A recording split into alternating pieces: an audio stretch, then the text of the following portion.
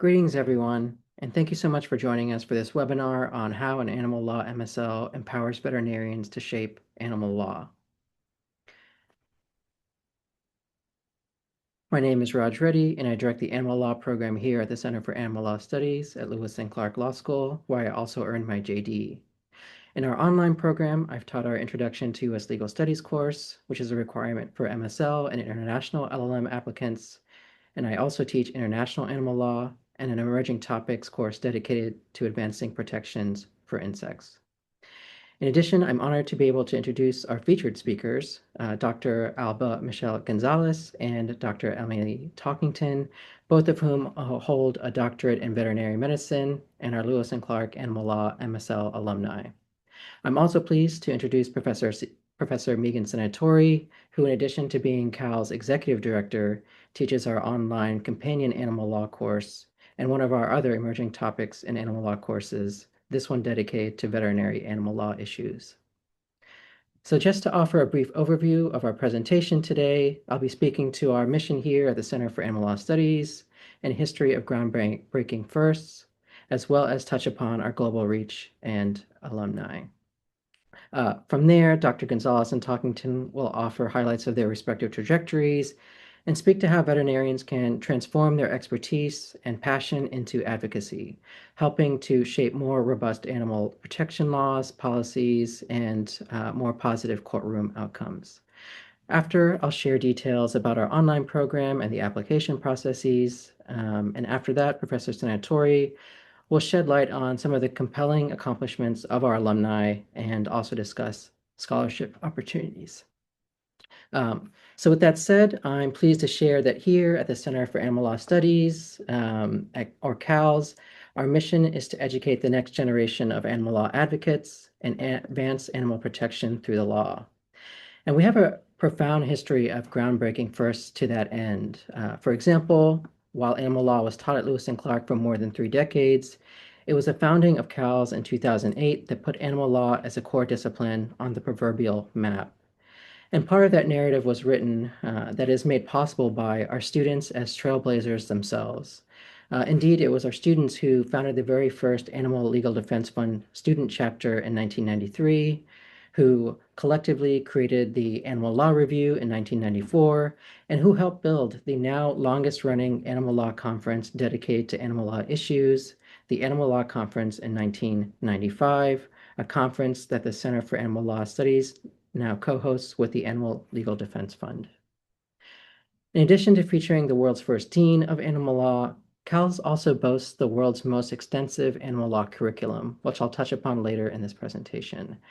Notably, as part of our mission to educate new generations of animal advocates, in 2012, we began to offer an LLM degree in animal law, with that program developed to meet the needs of existing lawyers who may not have had the opportunity to specialize in animal law or were otherwise determined to specialize in it going forward.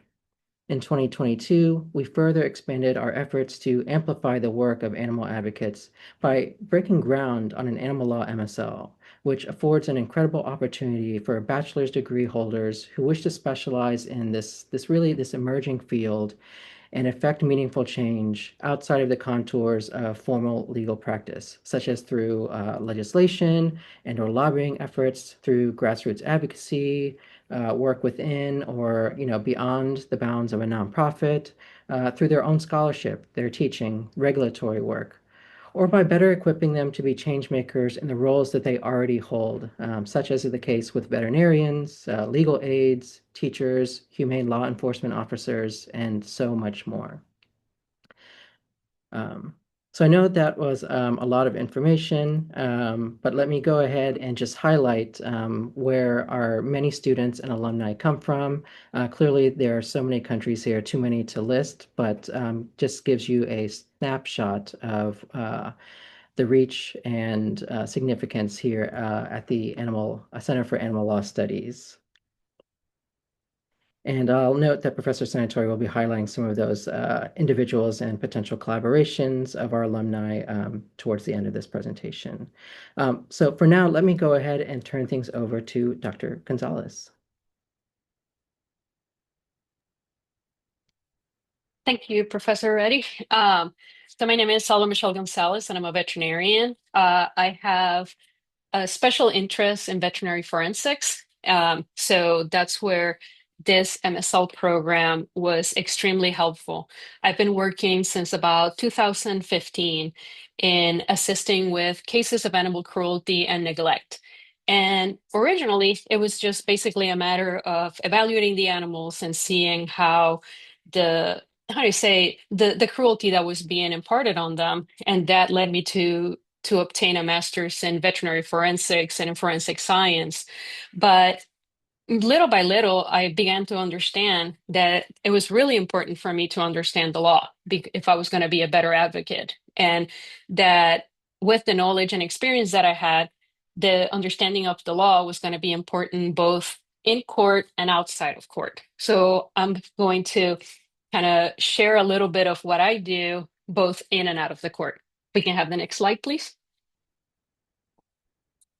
So outside of the courtroom, so one of the things that I've been helpful with is I am part of an organization called Ohio Animal Advocates, and we do a lot of advocacy to improve the laws surrounding animals. So I assist in drafting legislation. And what is helpful from my standpoint is that I can provide the veterinary point of view to these things, right?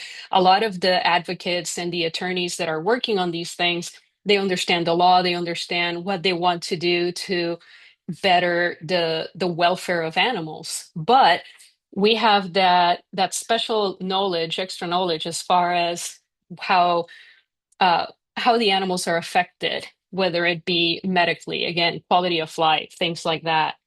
Uh, and understanding how to draft these legislations are really important.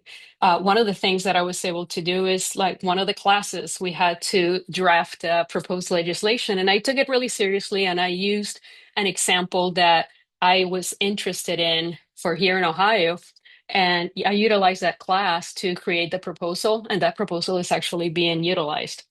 So being able to understand how something that I believe is important to my patients as well as to the community in general, or to the public, and then be able to explain it in legal matters.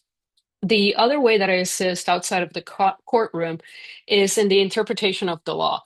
A lot of the places that we work with are rural counties, and they don't have a lot of resources necessarily. And the prosecutors may not necessarily have a lot of cases of animal cruelty.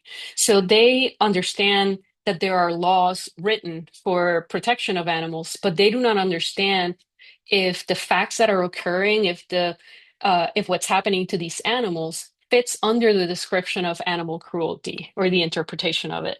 So that is something that I have been fortunate enough to be able to assist with some prosecutors.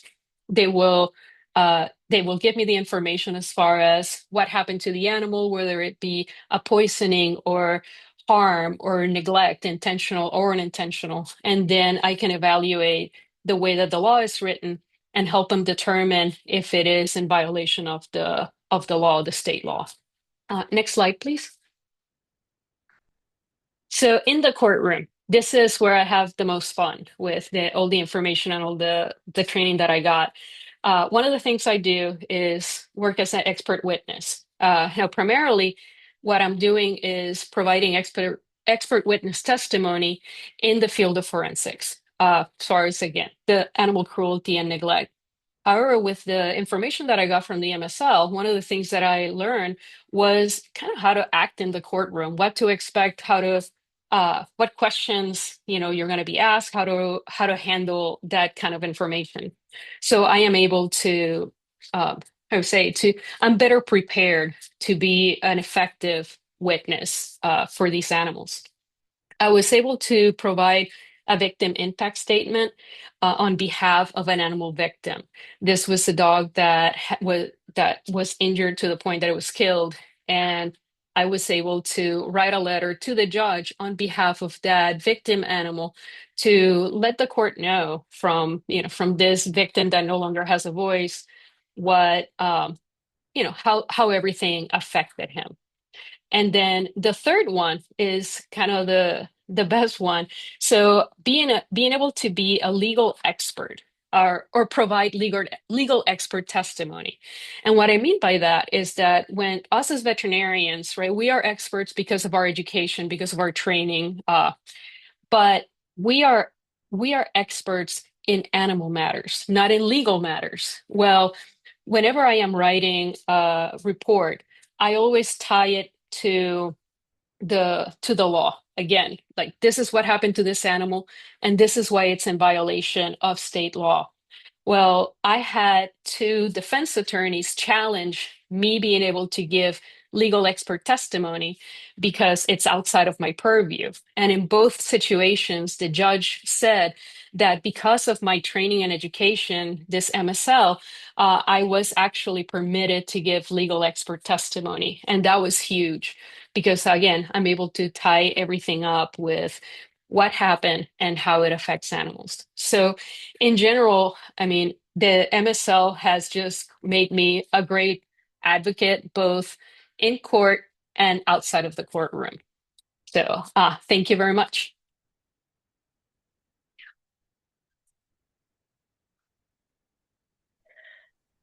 Hi there. My name is Dr. Emily Talkington, and I went through the Master's in Animal Law at Lewis and Clark College and graduated in December of 2023. I was the first veterinarian as part of this first cohort, and I'm so glad that I did. The reason why I, excuse me, chose to go into this animal law program is because I wanted to affect change on a bigger scale. I'd been working, excuse me, in the domestic animal and wildlife medicine sector for the last 20 years. And there's a lot of things that I saw that I knew that knowledge of the law would really be helpful for me. So and whether you're a small animal veterinarian or a large animal and working in lab animal or research, it's something where veterinarians can use the law to their benefit and to the benefit of animals. So with this program, not only did I learn the background of the law, but how to use the law and the loopholes of the law. And these are things that we weren't taught as part of our veterinary medical education. And these are really important to know.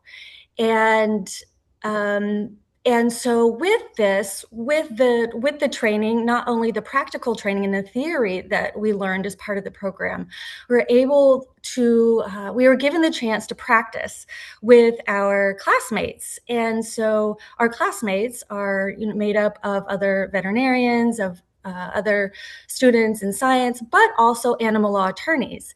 And this is the first time I'd been in the room with animal law attorneys, and it offered a really different and wonderful perspective and an opportunity to communicate. And with that, I'm able to bring that into places and rooms that I would never have felt comfortable in before. And so the next slide, please. So basically, it has empowered me to go into, say, the state capitol. And so I lobby. I'm not in the courtroom per se, but I lobby quite regularly. So I am in the state capitol and I'm working on wildlife hunting regulations and indiscriminate hunting for wildlife. Other ways that other doors that are now open to me is I now feel comfortable contacting our state legislator. And we can go on to the next slide, please. Contacting the state legislator. And what we're working on there is, because wildlife is so, I have such passion for wildlife with my work internationally.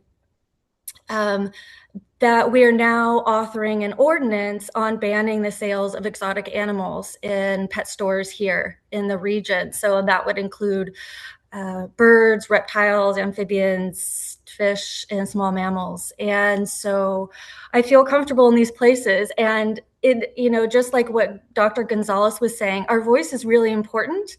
And I'm finding in some of these places, they're kind of surprised to see us there. And they're surprised we know so much about the law. And we're able to offer our unique perspective and the science behind why we're there and why we're encouraging these changes in the law. So that's another place that I'm doing work. I'm also lobbying at the federal level most recently about Proposition 12. And so that's a very critical piece of legislation for our farm animals. So, the other places that I am now empowered to work with are, I sit on the Animal Welfare Committee of the California Veterinary Medical Association. I'm now a member of the Veterinary Alliance for Farm Animal Welfare. I am a humane policy leader for Humane World for Animals. I am a member of the Yale Ethics Study Group. And I also, just this last week, have been asked to offer my veterinary insight with the Physicians Committee for Responsible Medicine on the usage of monkeys in laboratory research and the encouragement of the utilization of higher tech modalities. So I do author and publish articles, op-eds, and commentary, and fortunately is part of a project in Dr. Reddy's course, Insect Law. As part of my project, I did write an article about the endangered species, the American burying beetle, and that is nearly published in an international law journal based out of Germany. And so there's a wide variety of things that we can do with our animal law degree. And I think that the most important one I would really like to add here is being a veterinarian, as we know, can be really tough. And so we do see a lot of moral injury in our field. And what this animal law degree has empowered me and given me the confidence to actually step up and speak up for our animals. And so with this knowledge that I've gained, that amount of moral injury drops. And so one of my favorite parts that I have gained from this is becoming a mentor vet with the AVMA and able to share that and able to empower others. So thank you so much.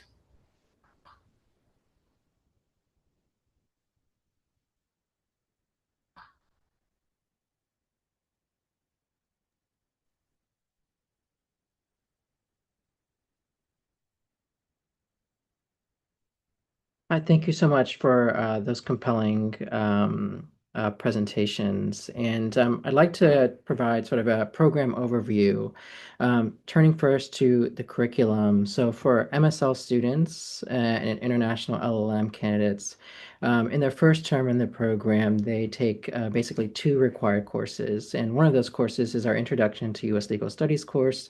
Um, uh, which MSLs and international LLMs take in order to get apprised of how the U.S. legal system works and to appreciate how to read sort of a U.S. style law review case or U.S.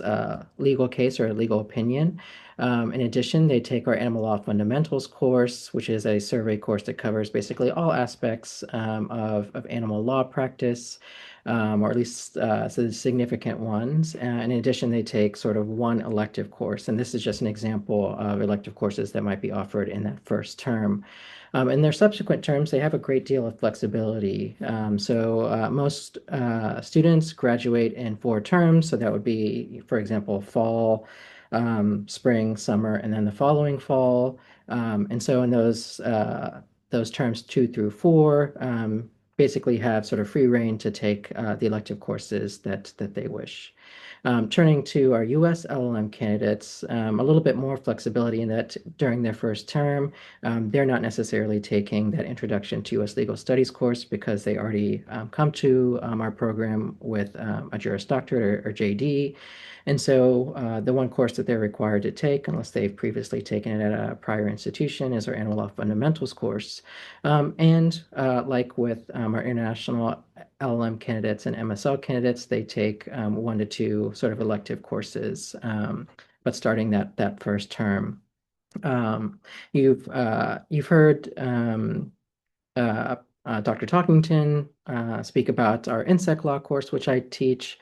So that's just an example of an emerging topics course that's on sort of rotation, and students, U.S. LLM students, take basically two of those emerging topics courses during their time in the program in order to meet sort of the 26 credits that they need to graduate. But those emerging topics courses are really open to anyone.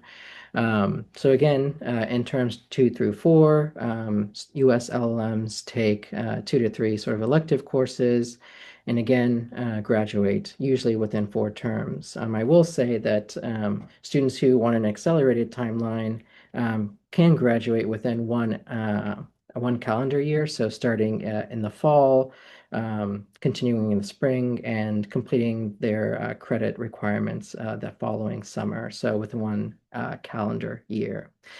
And just as an example of what our asynchronous online program looks like, in week 1, for example, the module and the course would open on a Monday, Pacific time, at which point students would have access to lectures, reading, discussion questions, quizzes, assignments, and so on.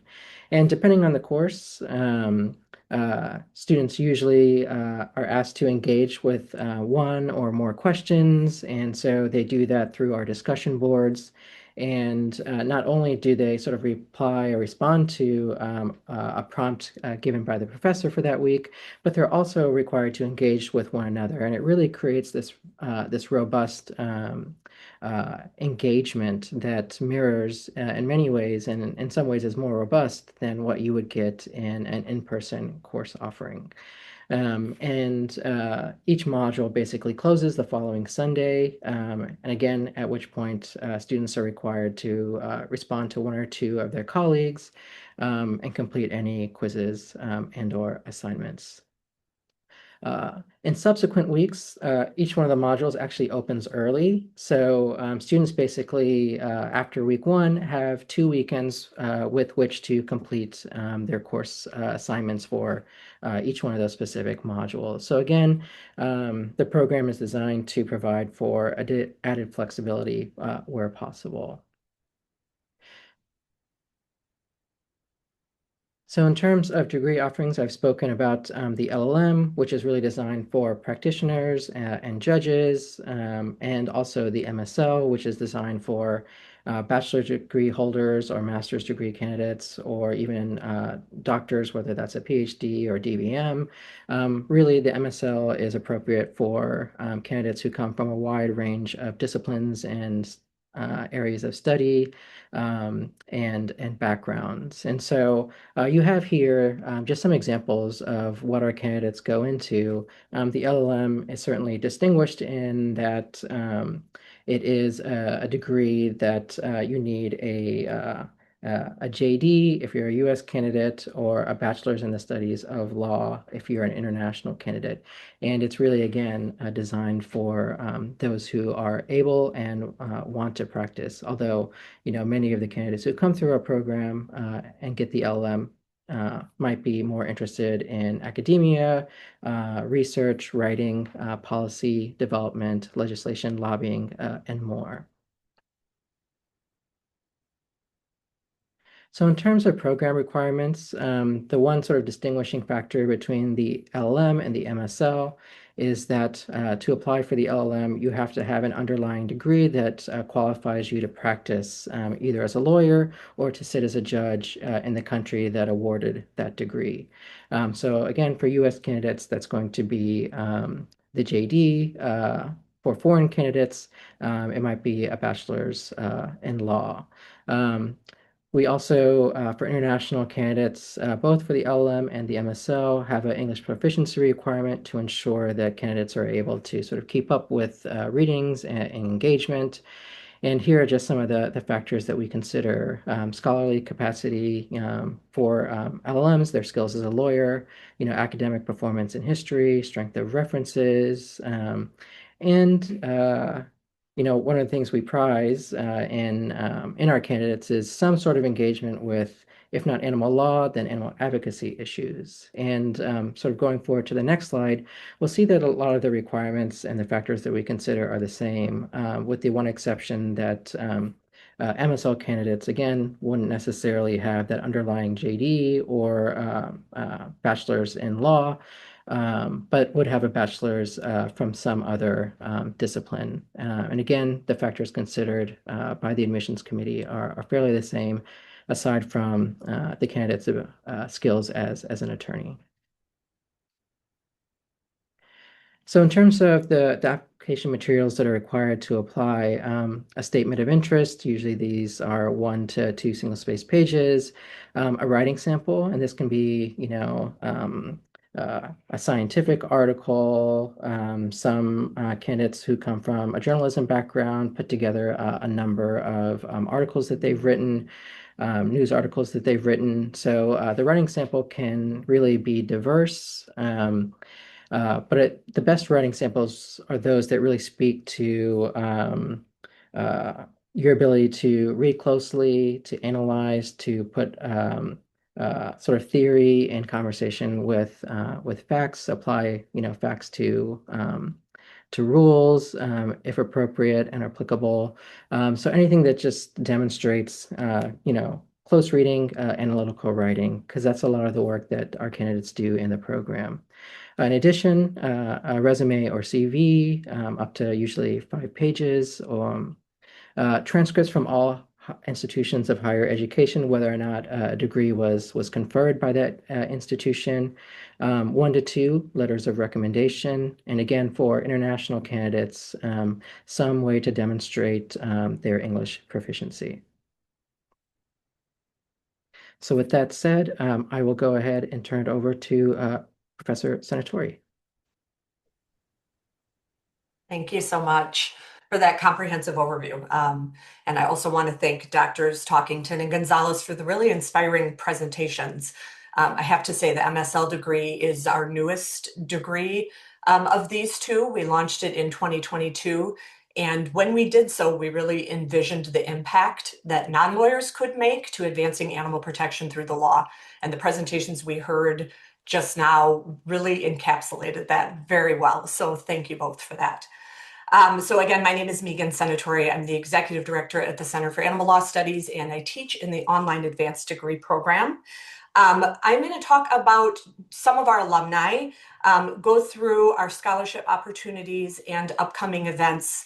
And then when I'm done with that, we will invite you to present your questions in the Q&A feature at the bottom of your screen. You don't need to wait till we're done to do that. So please go ahead. If you have questions, go ahead and start to put them in the Q&A, and they can be questions about admissions, any questions you have about applying. They can also be substantive questions for our guests about their presentations today. So we welcome those. So to start, one of the many wonderful things about studying animal law at Lewis and Clark Law School in this advanced degree program is that we really have a robust global network of alumni. What I am going to do is to put into the chat for you, we have an interactive feature on our website that will allow you to go in and see all of our alums. You can go in by country and see where people are located. You can see the type of work they're doing now. In the MSL program, we've featured 2 veterinarians today, but we have people from all kinds of professional disciplines. We have social workers, we have journalists, we have scientists, we have psychologists, lots of people bringing different backgrounds to that MSL degree. So you can find our MSL alumni here. As Dr. Reddy said, we also launched then the world's first LLM program back in 2012. And so we have lawyers who have come and studied with us, and they have gone back to their countries and either started animal law kind of out of whole cloth there. And some of them have gone back to existing animal law that they have expanded, and it's all been very innovative. They're doing really impactful work, and you can check that out as well. If you want to go to the next slide, please. I am going to feature just 2 LLMs to give you a sense of the type of work that our LLMs do. And as I said, you can look in more detail on the page. So I would say, in a way, we have kind of 2 categories of what folks do with this degree afterwards. Some of them are real innovators, and I want to highlight Ever Vimbai Chinoda as one of those. Ever graduated, she studied in our in-person animal law LLM program and graduated in 2017. And she joined us from Zimbabwe. So when Ever graduated, there really wasn't animal law per se in Zimbabwe. And what she did is took what she learned with us and returned to Zimbabwe.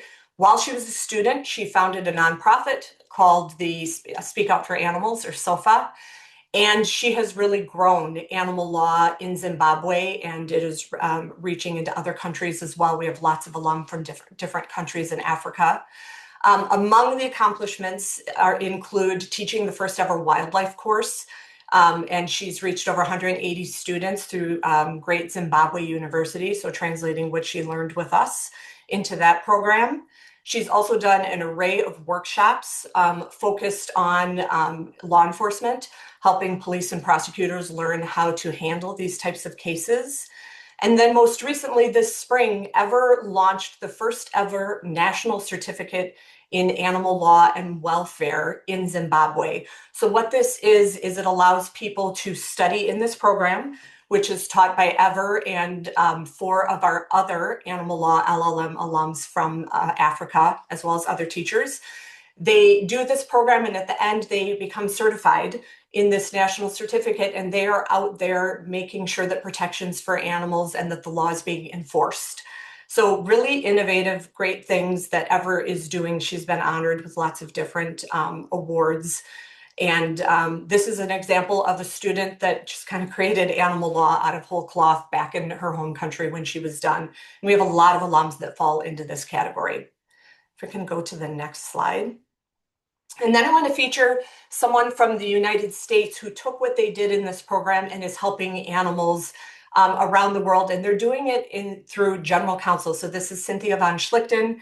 She is an alum of our online animal law LLM program, and she received her degree in 2022.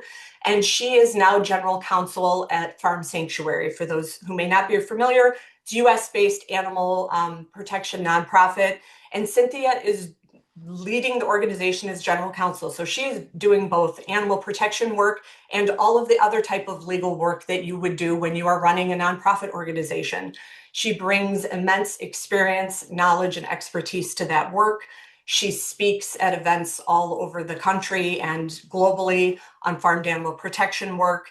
And we are really delighted that part of her career path following her graduation with us is she's now part of our program.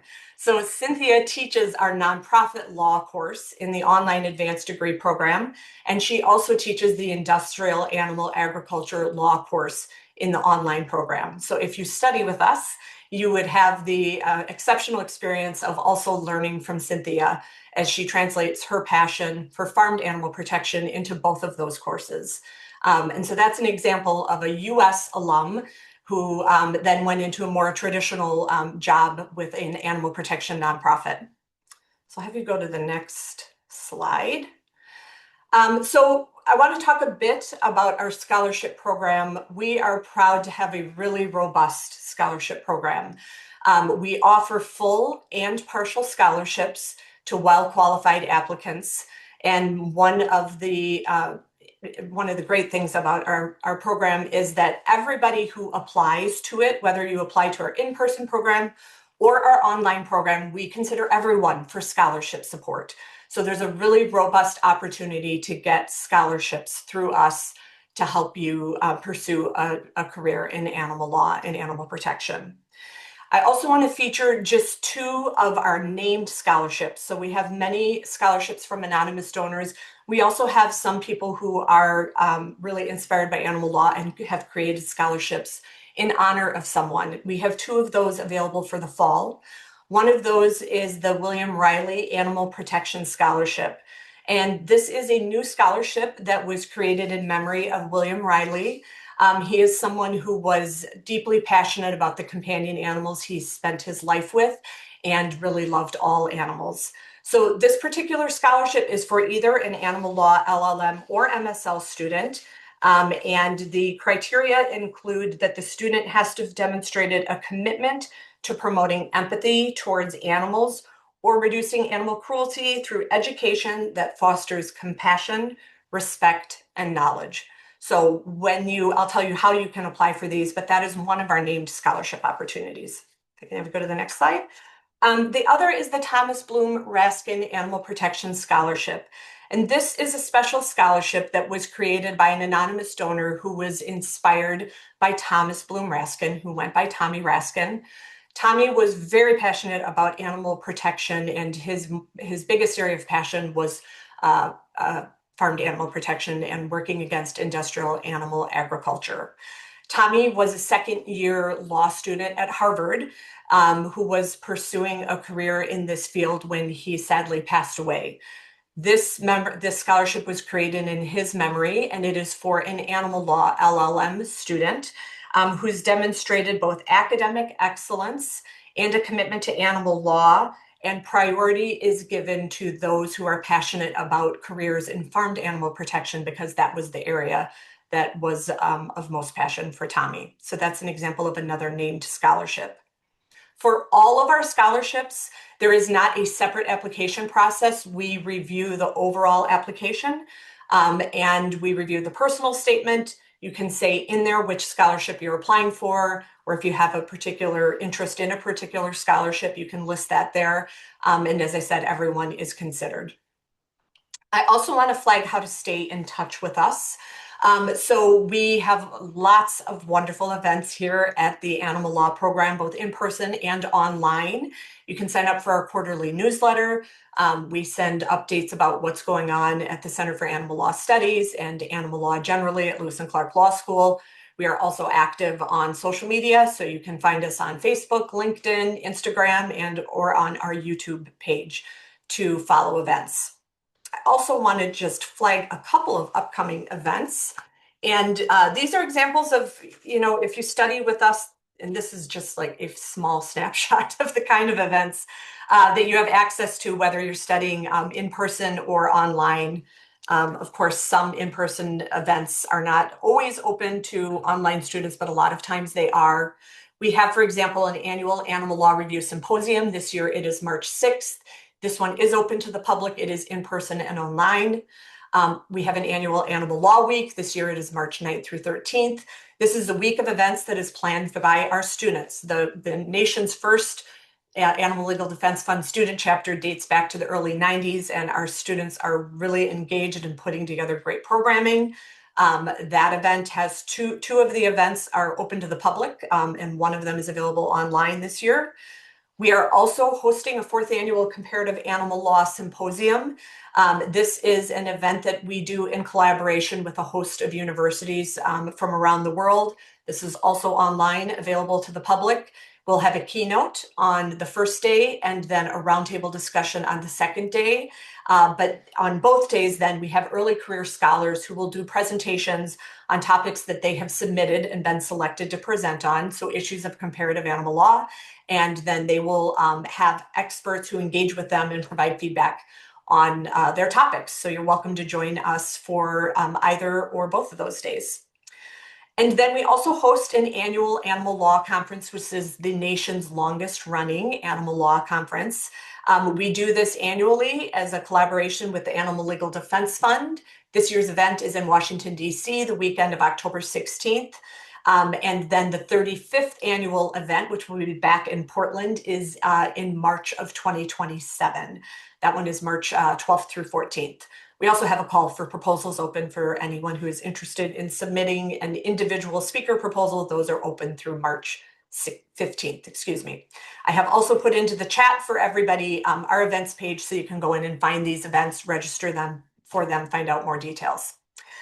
Before we turn it over to Q&A, finally, deadlines. So for fall of 2026, the priority deadline to be considered for the scholarships that I told you about is April 1st. Whether you are applying for the in-person or the online program, April 1st is the priority deadline to get that consideration. I will also flag for the in-person program, April 1st is the deadline for international applicants. We need time to process visas and get people through the system. So April 1st is the deadline for the in-person animal law, LLM, or MSL programs. For the online programs, people can continue to apply, whether they are US or international applicants, through June 1st. But again, that then excludes the consideration for scholarships. That deadline is April 1st. So with that, and I know I threw a lot at you, I want to invite your questions and welcome back all of our presenters to join us. Go ahead and let's get everybody here. And I'm going to go ahead and pose the first question to you, Dr. Reddy. The question is, have social workers engaged in animal welfare related to issues completed the degree program that doesn't require a law degree? So I understand the question to be, have they completed the MSL program? Yes, I'm reminded we had a candidate who just graduated this past May, Sydney Roth, who is sort of local, but elected to do the online program. She didn't come to us with a master's of social work, but that was her background working with youth in particular. And I can put a link to her profile here if we could share that with attendees. But yes, certainly we have had a number of candidates who we've had sort of psychologists and psychiatrists, clinical psychiatrists who have also applied and gone through our program, and so they're engaged with that very similar type of work. Great, thank you so much. Go ahead and invite other questions. Let me just see here real quick. The next person has a Bachelor of Arts, and the question is, can you start with the master's program, but then decide to get a law degree and have the work that you've already done transfer to the animal law degree? So I'll pose that one to you, Dr. Reddy, as well. Yeah, so we haven't had this yet. We, at this point, do not have an online JD program. The other sort of issue there is that in order to, and this is true for most institutions, if not almost all, in order to apply to a JD program, you will have to have had sort of a LSAT score, which is very similar to, having to take the GRE for graduate education. So we haven't run across that yet. We have had a number of graduates from our MSL program who, after having completed the program, do elect to undertake a JD. Either because they actually enjoy, legal study, or they see sort of the richness and the vibrancy of being a practitioner. And so, yeah, we've had quite a few students who have elected to do that. But with respect to the question of, being able to take, the credits that you've earned so far in the MSL and apply them to a JD, it's not something that we have done. And so I couldn't speak to the prospect of providing for that. Great, thank you so much. I'm going to direct the next question to Doctors Talkington and Gonzalez. Both of you, and like so many people in our program, are juggling going to school while they have full professional careers or family obligations or other things. Could you both speak to what your experience was like in being a student? What was your day-to-day like, and how did you manage the responsibilities of being a student in the program and all of the other things you had going on in your busy lives? And whoever would like to go first. Sure, I can answer that. I mean, one of the things is that I have been kind of like an eternal student, right? So I did my forensics master's online, and then I did a forensic psychology master's. So I just keep, getting more and more information. So I guess I was used to the fact of having to balance work, life, and school. And it is very doable. I mean, the way that everything is set up, where there are tasks that you have to do by a certain period of time, but then you have time on your own to figure out around your schedule how to do it. It's just a matter of being organized, understanding how much time you need to put forth towards it, especially classes that are heavy, like with videos and lectures, to make sure that you have time to watch all of that. And then, like just kind of figuring out that way what's going to work out best for you. Great, thank you for that. Dr. Talkington, would you like to answer that as well? Sure. The same goes for me. I would actually just have a calendar and the days and times that I would work, and then set aside a few hours that evening for my studies. And so I would just and then I would have my exercise, and then I would have playtime. And so it was all very set out for me. And so it was actually pretty easy. And um, yeah, yeah. So you can do it. It's doable. Yep. And for both of you, and I think Dr. Talkington, you commented on it specifically, what was the experience like of having people in the classroom that were not veterinarians? So you're engaging with, as Dr. Reddy talked about, social workers, lawyers, scientists, you might have journalists, lots of different professional disciplines. How did that work for you in terms of the learning environment? What did you learn from it?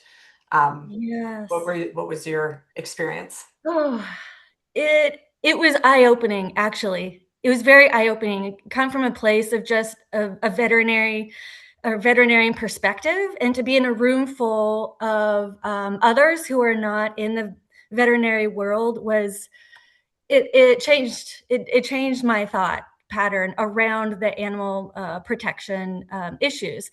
And also it just taught me how to communicate with others that have different perspectives. And I think that's so important with the work that we do, is learning how to deal with those who have different viewpoints, or who are coming from places that we aren't coming from. And so that's been really useful in the advocacy work that I do today.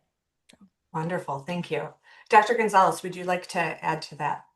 Yeah, I would have to agree. And it's like, especially like when I go on a case, right, an animal cruelty and neglect case, I'm working with a lot of different people. I'm working with animal control officers, I'm working with prosecutors, I'm working with law enforcement. So it's really cool being in this kind of an environment where we're all looking at animal law, but presenting our individual perspectives, right? And we all have different strengths. So being able to understand that we all have the same base of knowledge, but then we all bring our own expertise to the table. So I think that it was fantastic, especially being in class with people that are not from the U.S. So being able to see uh, how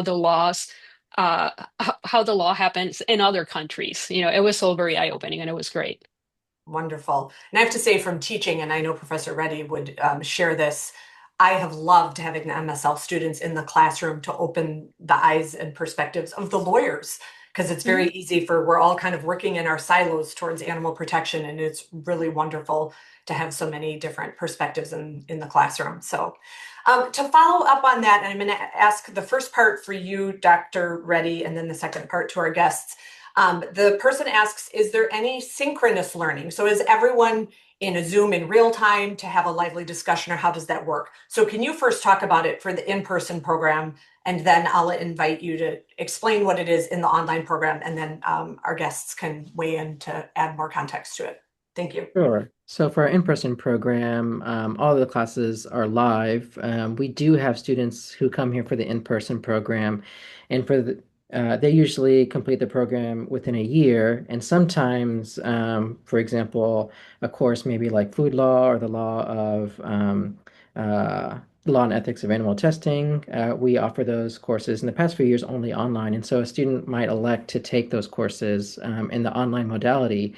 And all of our online courses are asynchronous, and that just provides for added flexibility. As a number of folks have said already, we have candidates from all over the world, like Australia, Africa, Europe, South America, and so it's really difficult to find a time that accommodates, all of those students and give them sort of equity in terms of instruction.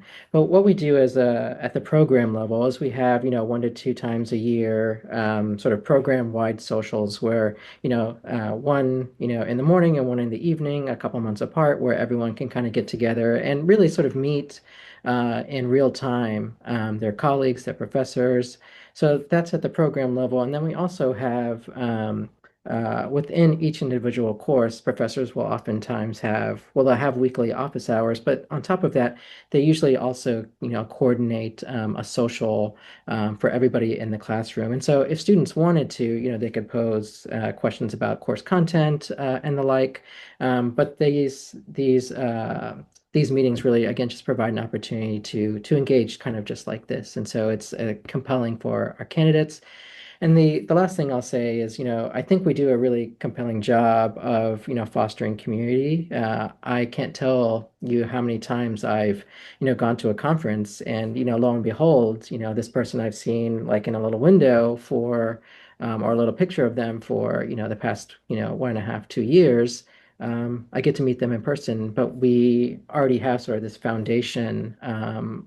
We've engaged oftentimes far more than I engage, one-on-one with my in-person students. And so again, a really sort of vibrant sort of community. Wonderful, thank you. And I'll just add to that before I turn it over to you. All of our professors are very accessible, so office hours are available. We invite you to meet with us when you have questions. So even though the online program is asynchronous, there is the opportunity to have synchronous feedback from professors and discussion with professors. Doctors Talkington and Gonzalez, did you want to add anything from your perspective and your experience in the program about how the asynchronous or communications work? Yeah, I think that it's, kind of like how you mentioned as far as the time, right? Sometimes I can be online at 10 in the morning, sometimes it's at 10 at night, sometimes it's at 3 in the morning. So being able to log on based on what is available and then know that I can send a message to a professor with a question that may be 12-hour difference, but then we're still able to communicate. So that was extremely helpful. Thank you for that. Anything from you, Dr. Talkington? Okay. Okay, and I want to go ahead and answer. There are a couple application questions I want to pose. The first one is for you, Professor Reddy. Is a GRE needed for the animal law masters at Lewis and Clark? No, and so there is no specialized test for the animal law MSL program or the animal law LLM program, whether you're an international candidate or a US candidate. The only sort of standardized test that would apply potentially for international candidates concerns, the TOEFL or the IELTS English proficiency exam, unless your mode of education was English. And so no standardized tests are required. Great, thank you for that. And then someone else asks, do you have to have a particular type of animal-focused degree to apply to study in the animal law program? Is there any kind of, you have to come with a background in animal law? No, absolutely not. And the reason that we developed the MSL is because we know that we have so many advocates who want to affect change, in the animal protection space, certainly, but, they come to the program with a specific, set of knowledge. And so many of them take what they learn here and they apply it in the spheres of work that they came to us with.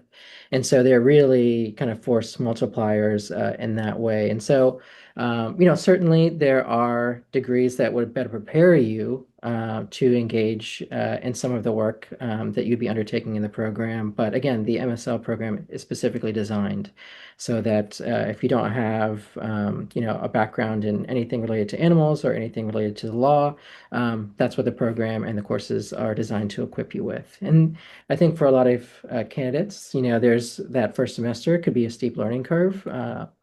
But after that, I think students are able to appreciate sort of the rhythm of the courses and the ability to sort of read and digest a lot of these cases, a lot of these sort of policy issues much more quickly.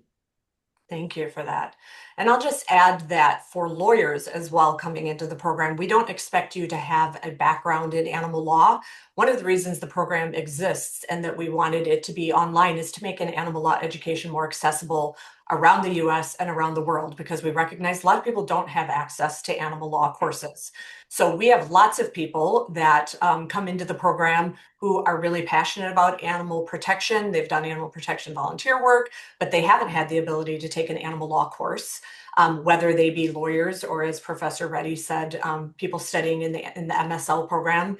And that's one of the reasons for everybody who comes into the program in the online program, they take the animal law fundamentals course in that first semester so that they get that robust background in animal law. And we offer that course in the in-person program as well. I think we have time for one more question. The person would like to get more information on the differences of what they can do with the MSL versus the LLM. How does the future of AI fit into allowing everyone to have jobs after graduations? That was a two-parter. I'll direct that to you, Professor Reddy.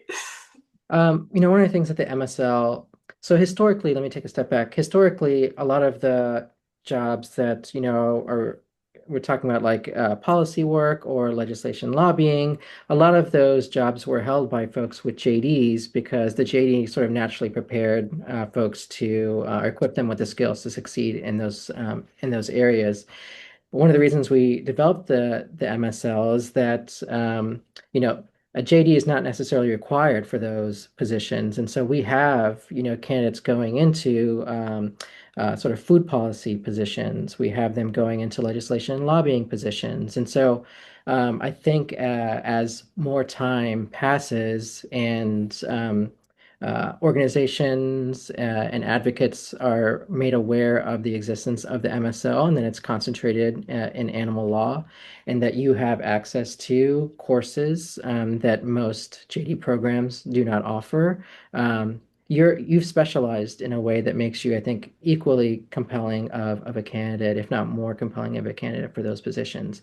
The JD is in the US a requirement if you are going to engage in the practice of law. So that is sort of the firm distinction. And as to the question of AI, I think it's a great one. Law schools, and I think whether they're professional schools more broadly or just academia in general, is having to face this question head on. How do we equip our candidates to lean on, to employ, to use these AI tools in a way that is going to advance what they can do upon graduation? And so here at Lewis and Clark, at least at the JD level, but I'm sure this will be sort of fanned out more generally, equipping students with a knowledge of how to use AI to, again, to support whatever sort of projects or assignments that they're working on. But it's a great question. And so with respect to this question of, allowing one to have a job after graduation, I think it's hard to read the tea leaves in any discipline. So I won't necessarily speak to that, but I do think it's important that candidates be equipped with some sort of fundamental knowledge of how AI can support your work, both within your education and then after. Thank you, Professor Reddy. I think that was great. We're in new territory with AI, so very good question.